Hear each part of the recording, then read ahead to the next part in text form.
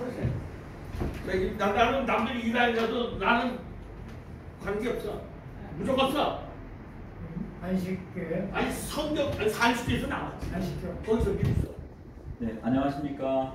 오늘 이 자리에 오신 여러분들을 진심으로 환영합니다. 이름 좀 써주세요. 이름. 제 이름은 김운혁. 이제 미국 이름으로 좀 바꾸면서 김다니엘 운혁이라고 바꿨습니다.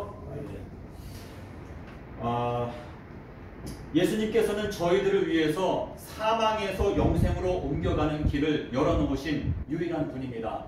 그래서 우리 인생 중에서 구원을 얻을 만한 이름을 예수 그리스도라고 하는 이름 외에는 주신 적이 없습니다. 자, 근데 예수님께서 사망에서 영생으로 건너가는 길을 딱 열어놓으셨는데 이 길을 가려놓은 것이 사단입니다. 자, 근데 예수님께서 서기 30년에 돌아가신 게 확실한데 이것이 성경에 답이 있습니다. 서기 30년도 4월 5일날 수요일날 십자가에서 죽으시고 땅속에서 삼낮 삼밤을 지내시고 그 다음에 일요일날 부활을 하셨습니다. 근데 이것이 비밀인데 십자가의 길이 바로 비밀입니다. 저희들은 전부 다 사망의 권세 아래 들어가는데 저희들이 예수님을 따라가게 되면 우리들도 똑같이 예수님과 마찬가지로 부활할 수 있다. 이것이 바로 영생의 길인데 이 영생의 길을 막아놓고 가려놓은 것이 바로 사단의 일입니다. 자, 그래서 우리가 예수님께서 열어놓으신 이 영생의 길을 똑바로 알아야 우리가 그 영생의 길을 따라갈 수가 있는데 너희가 십자가를 지고 나를 따라와라 라고 말씀하시고 있습니다. 그래서 너희가 비둘기와 같이 순결하라 라고 말씀하셨죠. 근데 우리가 비둘기처럼 순결할까요? 예수님께서 분명히 말했어요. 내가 요나의 표적, 요나가 무엇입니까? 비둘기잖아요. 비둘기의 표적이 내가 땅속에서 삼낮 삼밤을 있겠다 라고 말씀을 하셨는데 이 말씀을 곧이곧대로 믿는 자가 없기 때문에 지금 현 기독교단 전체가 다 흑암 가운데 빠져 있는 것입니다. 예수님께서 요한복음 2장 19절에서 너희가 이 성전을 헐라 내가 3일 동안에 건축하겠다라고 말했는데 이 비밀이 무엇인가? 주께는 천년이 하루와 같고 하루가 천년과 같은 이 한 가지 사실을 잊지 말라라고 말씀하신 것은 예수님께서 서기 30년부터 3000년 동안에 새 예루살렘의 건축을 마치겠다라고 하는 것을 분명하게 말씀하신 것인데 에베소서 3장에 보시면 예수님께서 2장에 나오죠. 우리 모든 하나님의 자녀들은 서로 연결되어져서 주 안에서 주께서 거하실 처소가 되기 위해서 함께 건축되어져 가느니라 라고 말씀하시고 있습니다. 우리가 기독교인으로서 가장 부끄러운 것이 무엇이냐? 사도 바울은 예수님께서 십자가에서 죽으신 것 외에는 나는 아무것도 알지 아니하기로 작정했다라고 말했습니다. 그런데 우리가 예수님의 십자가의 비밀을 알지 못하고 있어요. 그렇기 때문에 저희가 지금까지 어둠 가운데 있고 헤매고 있는 것인데 자, 지금만큼 계시록에 대한 관심이 높은 때가 없었지 않습니까? 그런데 계시록 5장에 가면 안팎으로 기록된 책이 나옵니다. 자, 안팎으로 기록된 책은 성경 전체에서 딱 2번밖에 안 나와요. 어디에 나옵니까? 계시록 5장에 그리고 구약에서는 에스겔서 2장에 나오죠. 자, 에스겔이라고 하는 이름의 뜻이 무엇입니까? 에스겔은 하나님께서 강하게 하실 자라고 하는 뜻인데 잠언 24장 5절에서 지혜가 있는 자는 강하다라고 말했습니다. 자, 삼손이 수수께끼를 냈을 때 무엇이 가장 강하다라고 말했어요?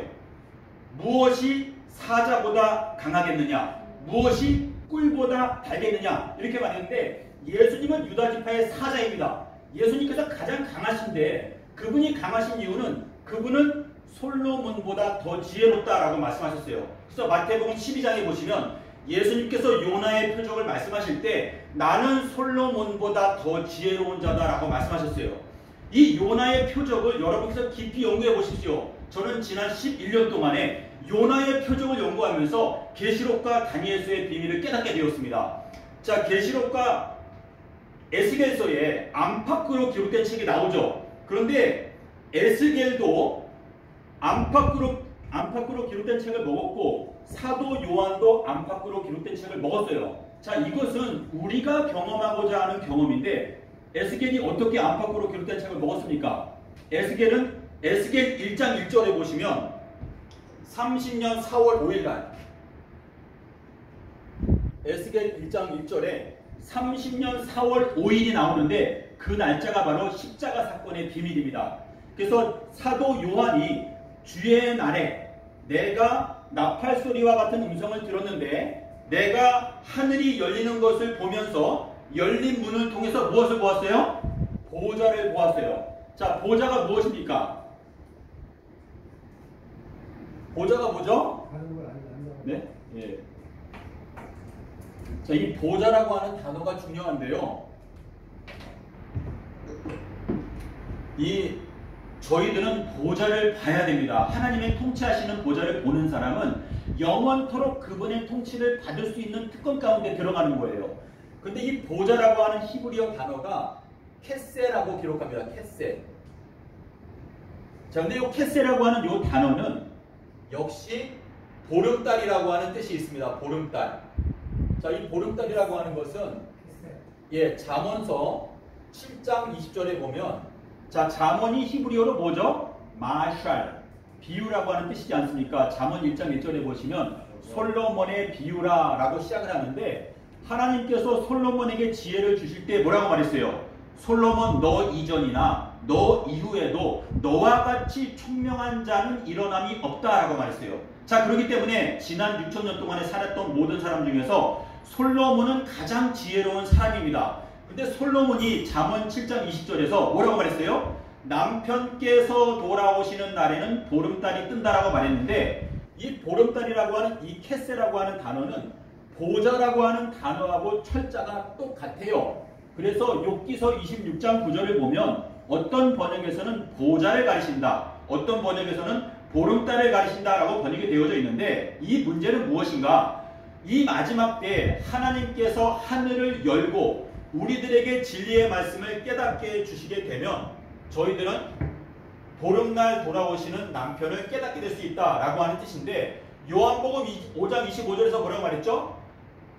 죽은 자들이 하나님의 아들의 음성을 듣게 되는 때가 앞으로 오는데 그때는 언제다? 이 6월절 기간이다 라고 말씀하셨어요. 근데 그 말씀이 언제 성취되었습니까? 예수님께서 십자가에서 돌아가실 때 어떤 일이 있었죠? 다 이루었다 라고 말씀하시는 그 순간에 지진이 나고 그리고 바위가 터지고 무덤 가운데 있는 의인들이 아들의 음성을 듣고 부활했어요. 그것이 마태복음 27장 50절부터 52절에 나오지 않습니까? 그 죽은 자들이 하나님의 아들의 음성을 듣게 되는 때는 여기에서 말씀하시는 이 보름달 뜨는 날이 되는 것인데 에스겔서와 계시록이 왜 중요한가? 우리들은 이 마지막 때 강한 자가 되어야 합니다. 이기는 자가 되어야 돼요. 근데 지혜가 있는 자는 강하다. 잠언 24장 5절에서 말씀하시는 대로 저희들은 예수님께로부터 오는 지혜가 필요한 것입니다.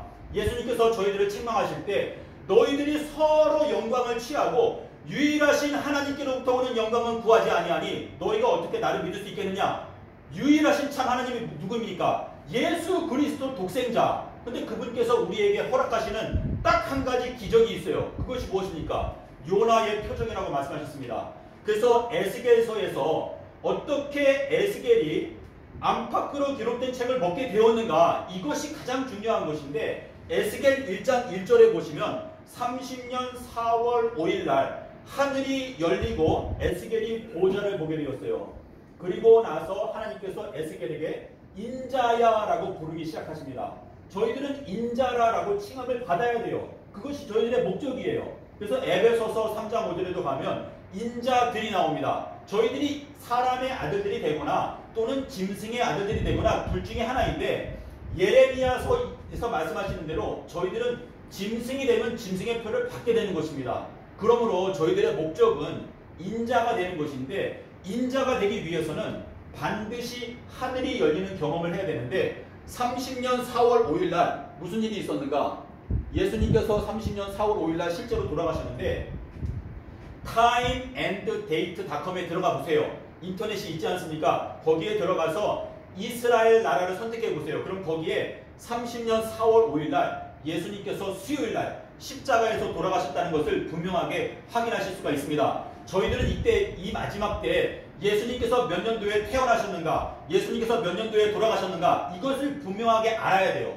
그래야지만이 저희가 십자가의 길을 따라갈 수가 있는 것인데 이 30년 4월 5일이 예수님께서 십자가에서 돌아가신 날짜다. 자, 에스겔서가 언제 기록되었습니까? 예수님께서 태어나기 훨씬 전에 기원전 500몇 년경에 기록되었지 않습니까? 근데 에스겔을 하나님께서 선택하면서 30년 4월 5일 날 하늘이 열리고 에스겔이 보좌를 보았다라고 되어 있는데 여기에 대한 주석가들의 주석이 없어요. 이거 같은 거예요, 그러면? 네? 예, 이게 여기에 보면 뭐 무슨 왕 30년이라고 안 돼 있고 그냥 30년 4월 5일이라고 돼 있는데 AD. 근데 이 날짜가 500년 뒤에 예수님께서 십자가에서 죽으신 날짜가 되었어요. 그러니까. 자, 그러니까 우리들은 이 십자가 사건의 날짜를 알아야 안팎으로 기록된 책을 먹을 수 있는 자격을 얻는 거예요.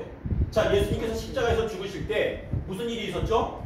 지성소의 휘장이 열렸습니다. 이 지성소의 휘장은요, 하나님의 가장 거룩한 그 하나님의 그 사랑, 완전하신 사랑이 우리의 마음 가운데 열린다라고 하는 뜻인데, 아까 말씀하신 큰 구원, 이 큰 구원은 예수님의 십자가에서 비춰나오는 완전한 사랑 때문에 얻게 되는 구원을 말하는 것입니다. 그래서 요한일서 4장 18절에 뭐라고 말했습니까?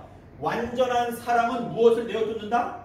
두려움을 내어쫓는다. 그래서 우리가 예수님의 완전하신 사랑을 받는 것이 중요한 것인데, 에스겔이 30년 4월 5일 날 하늘이 열리면서 보좌를 보았는데, 이것은 보름달이 뜨는 날에 하나님의 통치 보좌가 가까이 온다는 것을 깨닫게 될 때 에스겔이 인자라고 불리게 되었고, 자, 에스겔 1장 28절에 뭐라고 되어 있어요? 에스겔 1장 28절에 이 하나님의 보좌가 이것을 영광이라고 표현했어요. 영광.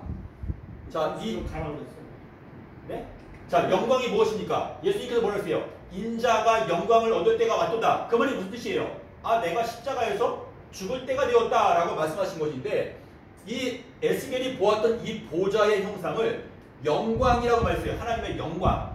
이건 뭐냐면 30년 4월 5일 날 하나님의 완전하신 사랑이 폭발한 거예요. 십자가에서 돌아가시는 그 순간에. 자, 그래서 요한복음 15장 13절에 보면 뭐라고 말했습니까?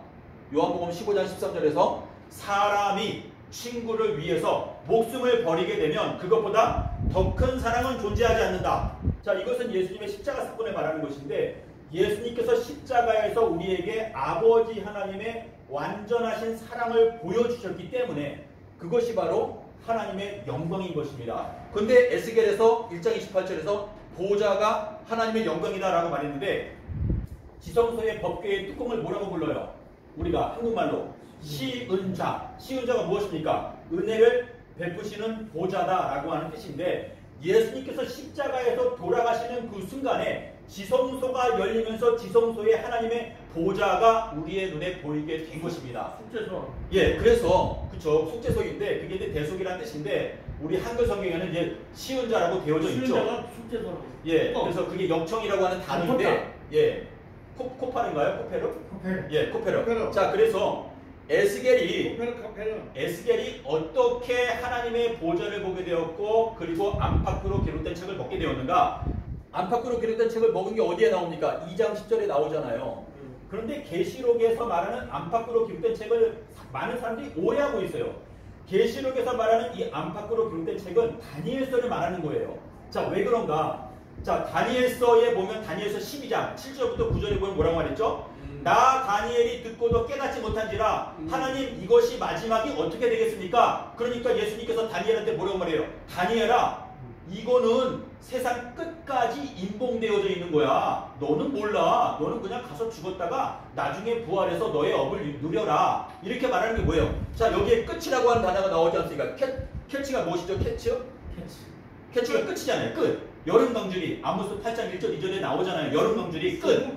자, 이것이 소리하라. 자, 세상 끝을 말하는 것인데, 자, 세상 끝은 뭐예요? 추수 때라고 말했잖아요. 추수 때. 자, 추수 때는 몇 년이라고 했어요? 예레미야서 5장 24절에 보시면, 예레미야서 5장 24절에 이게 번역이 안 돼 있는데, 내가 추수 기간을 위해서 7년을 정해놨다라고 말했어요. 계시록에 보면은 42달 1260일 둘이 합치면 7년이잖아요.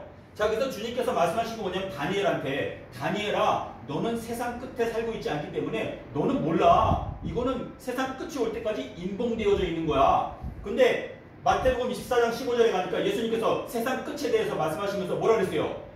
읽는 자는 깨달을진저 다니엘의 말한 바 멸망에 가증한 것이 거룩한 것을 선 것을 보거든. 이게 뭐예요? 세상 끝이 오게 되면 다니엘서에 있는 7 인봉이 열리는데, 그때 다니엘서를 연구해라. 그러면 깨달을 수 있다. 자, 그런데 제가 다니엘서를 보면서 깜짝 놀란 게 다니엘서 안에 실제로 7인봉이 들어있습니다. 자, 우리가 보통 말하는 카이아즘이 무엇입니까?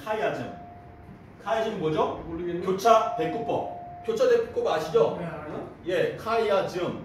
이 교차 대꾸법인데 다니엘서에 7인봉이 있는데요. 이 7인봉이 아주 오묘하게도 완벽하게 교차 대꾸법으로 딱 기록되어 있어요. 근데 이게 번역이 안 돼 있기 때문에 제가 원문을 보면서 다니엘서 안에 실제로 7개의 인봉이 있네 하는 걸 제가 깨닫게 되었습니다. 그래서 왜 안팎이라고 했는가? 이 안팎이라고 하는 것은 과거에 성취되었던 것이 나중에 또 성취된다라고 하는 걸 말하기 위해서 안팎이라고 말하고 있는데, 안팎은 솔로몬한테 뭐라 그랬어요? 너 이전에도 너 이후에도 너와 같이 총명한 자가 없다라고 말할 때 안팎이에요. 그렇기 때문에 다니엘서는 AD 70년에 한번 성취됐죠. 예.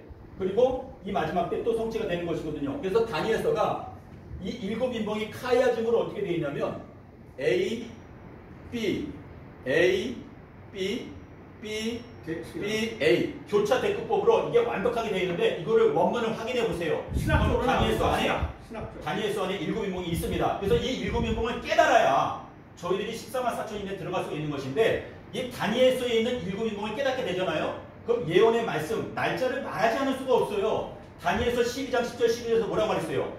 악한 자는 아무도 깨닫지 못하되 오직 지혜 있는 자는 1335일의 비밀을 깨닫게 되리라. 네. 자, 깨닫지 못하면 내가 악하다는 뜻이 될 수가 있는 거예요. 그러면 내가 악한 자로 남아있겠습니까? 깨닫기 위해서 노력해야죠. 모르는 거는 아주 안 좋은 거예요. 지식이 없기 때문에 망한다라고 말했기 때문에 이 다니엘서 안에 있는 이 7인봉이, 자, 목사님이 마치라고 했기 언제 목사님? 2분 내로. 2분. 이건 내가 아까는 20분이라고 하셔가지고. 아니야. 20분간. 20분간. 예. 자, 그러면 이 인봉하다라는 단어만 소개를 해드리겠습니다. 손가락이 몇 분 남고 쌓이는 거. 네네. 마무리하라고. 네. 세텀. 그 다음에 이제 차텀인데요. 요게 A, 요게 B예요. 그래서 요거를 원문 코덱스를 확인하시게 되면은 요 A, B가 정확하게 교차된 국보로 7개의 인봉이 들어있습니다. 이거는요, 하나님께서 이 시대에 저희들에게 주시는 사명이에요.